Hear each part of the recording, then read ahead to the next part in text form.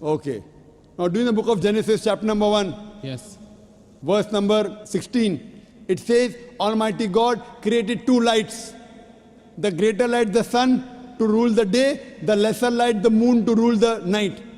Bible says the light of the moon is its own light. Do you believe in that? The light of the moon is? Is its own light. Do you believe in that? No. That we don't believe in the Bible.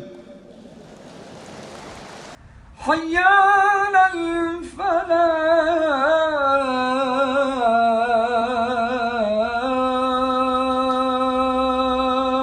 Hi, Dr. Zakir Naik. My name is Sinto John. I work for RAK Ceramics as a sales executive. I'm a Christian and a strong believer in Jesus Christ as my God. I am well aware that all Muslims do consider Jesus Christ to a high regard as a prophet. My question is regarding the issue on prohibition of pork in Islam.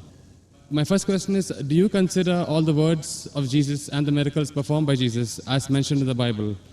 And if so, let me explain to you one thing. The premise in which Christians believe that pork or no food is prohibited is from the gospel when Jesus says that whatever comes into you goes out of you, but what comes from your heart is what makes a man pure or impure. So if you consider that, then why do you think, and if you consider Jesus as a prophet, then why do you say that pork is prohibited in Islam? And if not, what do you think Jesus meant by when he said that? Before I answer the question, I'd like to welcome the chairman of the Dubai International Holy Quran Award, Mr. Ibrahim Bumala, and also the deputy chairman, Dr. Saeed, for giving us a wonderful opportunity and making us available this hall till so late also, mashallah. I'd like to thank him, and I pray to Almighty God that He gives more opportunity for people of Dubai to hear such lectures, and so that more and more people get hidayah, and inshallah, the thawab of the people accepting Islam will also go to the Dubai International Quran Award, inshallah, to Dr. Ibrahim Bumala and also to Sheikh Muhammad, inshallah. The brother asked the question that, do I believe in the miracles of Jesus Christ mentioned in the Bible? Brother, I believe whatever is mentioned in the Bible, if it matches with the Quran, I believe in it. If it goes against the Quran, I disbelieve in it. If it does not go against, does not match, it is ambiguous. Whatever is matching with the Quran, I believe in it. As far as the second part of the question is concerned, that you say regarding the prohibition of pork, it has been nullified because Jesus Christ, peace be upon Him, says, whatever comes in to you goes out, and main thing is from your heart. How does this nullify? You fail to realize that means you are not reading the Bible. Jesus Christ, peace be upon Him, said in the Gospel of Matthew, chapter number 5, verse number 17 to 20, it says, think not that I have come to destroy the law of the prophets. I have come not to destroy but to fulfill. I have come not to destroy but to fulfill. Whosoever shall break one jot or tittle from the law, he will be called least in the kingdom of heaven. That means you cannot break one jot or tittle from the law. That's what Jesus Christ, peace be upon Him, says. Now you pick up another verse and says, what comes into you goes out, what is from your heart, you can have pork. Where does it mean you can have pork? You're contradicting your God, Jesus Christ, peace be upon Him. It says, think not that I have come to destroy the law of the prophets. I have come not to destroy but to fulfill. Unless the heavens and the earth pass away, not one jot or tittle can pass away from the law until they are fulfilled. And whosoever shall break one law or tittle, he shall be called least in the kingdom of heaven. Whosoever shall keep it and teach men the same, they shall be called great in the kingdom of heaven. Unless your righteousness exceeds the righteousness of the scribes and the Pharisees, in no way shall you enter the kingdom of heaven. So if you want to go to Jannah, you have to be better than the Jews. You have to follow each and every commandment of Moses, peace be upon him. This is the teachings of Jesus Christ. Gospel of Matthew, chapter number 5, verse number 17 to 20. Okay, if that is so, then what do you think he meant when he said that whatever you eat comes in, whatever comes in out and goes out of you, what is from your heart is what decides what is pure or impure? It is simple. What comes in goes out. What's the problem in that? No, whatever you eat goes out. Is there any problem in that? No, it was asked in relevance when Jesus' disciples were questioned by the Jews that why are they not following the traditional ceremony of washing their hands before eating food. That's when Jesus replied that don't you understand that what you eat doesn't matter if it is pure or impure. What you eat, it goes into you and comes out of you. He didn't say it doesn't matter what you're eating is pure and impure. That's your saying. It's not mentioned in the Bible that way. No, it is mentioned in the Bible that what you Does eat. it say that whether what you're eating is pure or impure doesn't matter? Does it say that? No, it doesn't say. I'm sorry. So Okay. please don't put your words in the Bible, please. Fine. But What I am quoting is verbatim.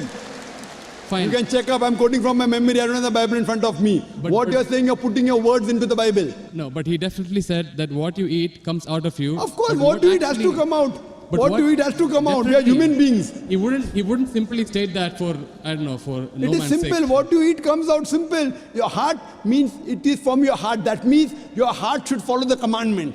No, Because what Jesus he- Christ, peace be upon him, said earlier, don't break one jot or tittle. So if your heart is in it, you will not break a single jot or tittle. Simple explanation. Fine, You but don't he have to was- be a doctor of divinity. He was trying to prove the Jews wrong by saying that it is not important. No, not that- at all. He wasn't trying to do that. That's what you think. That's what the church tells you. It's plain black and white. No, Jesus said you cannot break one jot or tittle from the law. So where is he telling the Jews to break the law of Judaism? He's not telling that. He is not giving any indications for the Jews to break the laws of Judaism. He is telling them to obey it. It is your understanding of the Bible. Nowhere does the Bible say that. He did think that the Jews were not completely obeying the laws. They had- Correct, I agree with you. They were not completely obeying because they did not believe in the fulfillment of the Messiah. Because the Jewish scripture says there's a Messiah to come. We Muslims, we believe in it. The Jews don't believe. So he was trying to explain to them, I am the Messiah. But that doesn't mean he was trying to break the laws of the Jews. He was trying to fulfill. Think not that I have come to destroy the law of the prophets. I have come not to destroy but to fulfill. Simple. I am asking you, do you have pork, brother? I'm sorry? Do you have pork? Yeah, occasionally. That means you're not a good Christian. You're not a good Christian. Even occasionally you break one law or tittle, you shall not go to Jannah. Not Quran says that, Bible says that. Even if you have pork and you break one law or a tittle, you shall not go to paradise. You shall not enter eternal life. And you said that you are a practicing Christian. You said you believe Jesus Christ is God.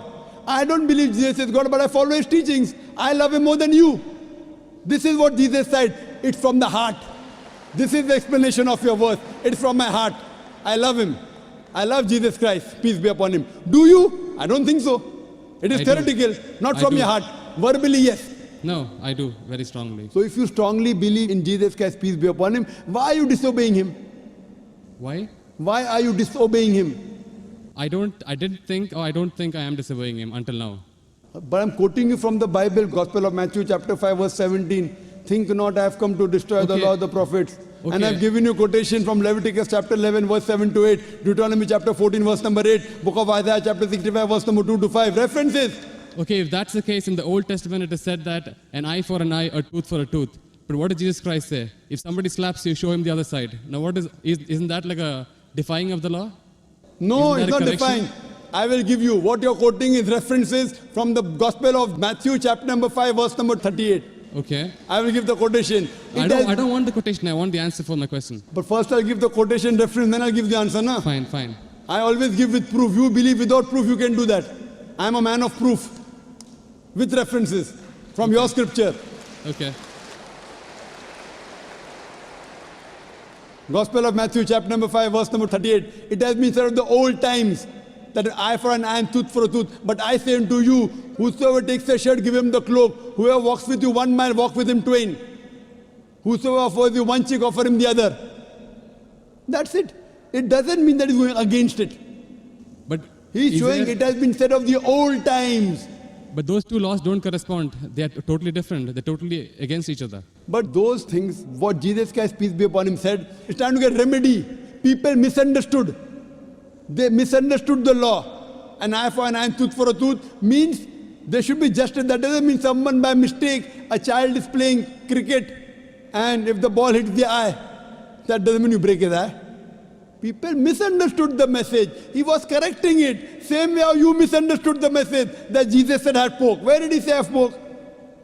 It means that people misunderstood. They are following the law by the letter, not by the spirit.